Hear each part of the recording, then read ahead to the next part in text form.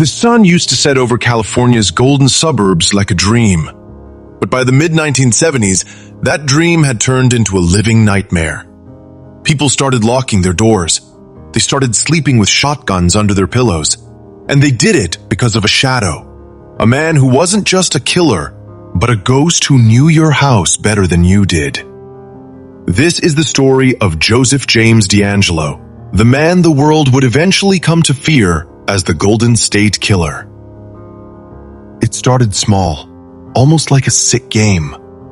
In the quiet streets of Visalia, a prowler began breaking into homes. He didn't want your TV or your jewelry. He wanted your privacy. He would move family photos, scatter personal items, and just watch.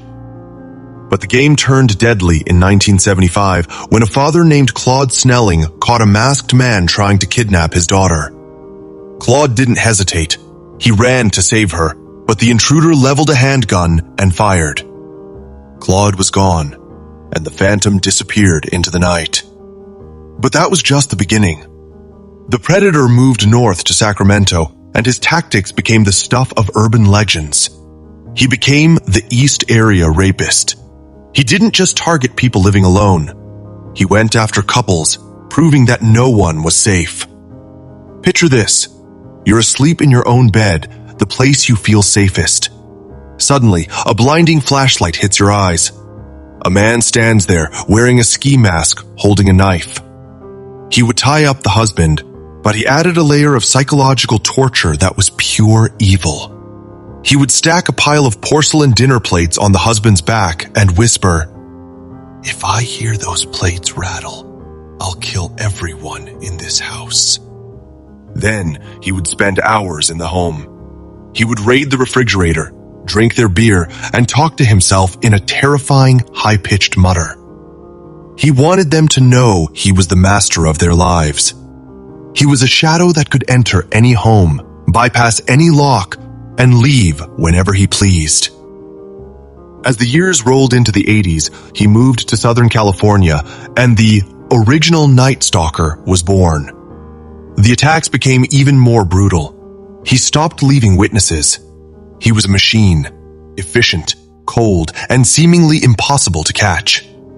He left no fingerprints. He left no clues. He was a master of the crime scene, and for a good reason. He was a police officer. While the city was terrified of the monster in the dark, the monster was wearing a badge during the day. Then, in 1986, the trail went cold. The killings stopped. The phone calls ceased. For 30 years, the Golden State Killer became a campfire story, a boogeyman that the police just couldn't catch. They had his DNA, but back then, that was like having a key with no lock. He had simply vanished into the suburbs he once terrorized. Decades passed. The families of the victims grew old, wondering if the man who destroyed their lives was already dead or living in another country. But in 2018, the past finally caught up with the present. Investigators used a revolutionary technique called genetic genealogy. They took the killer's old DNA and uploaded it to a public family tree website, the kind regular people use to find their cousins. The DNA led them to a distant relative, then a closer one, and finally, to a quiet driveway in Citrus Heights, California. There, they found a 72-year-old grandfather named Joseph James DeAngelo. To his neighbors, he was just a grumpy old man who liked to work on his boat and yell about his lawn. They had no idea they were living next to the most prolific predator in California history. When the handcuffs finally clicked shut, the shadow was finally brought into the light. DeAngelo sat in court, looking like a frail old man in a wheelchair. But the survivors knew the truth. They knew the monster behind the mask.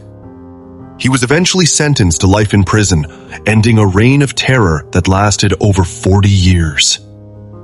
The Golden State Killer thought he had committed the perfect crimes. He thought the darkness would protect him forever. But in the end, it wasn't a gun or a badge that caught him. It was his own blood. The secrets he buried in the 70s were the very things that walked him straight into a prison cell. He's behind bars now, but for the people of California, the sound of a rattling plate or a creaking floorboard will always carry a whisper of his name.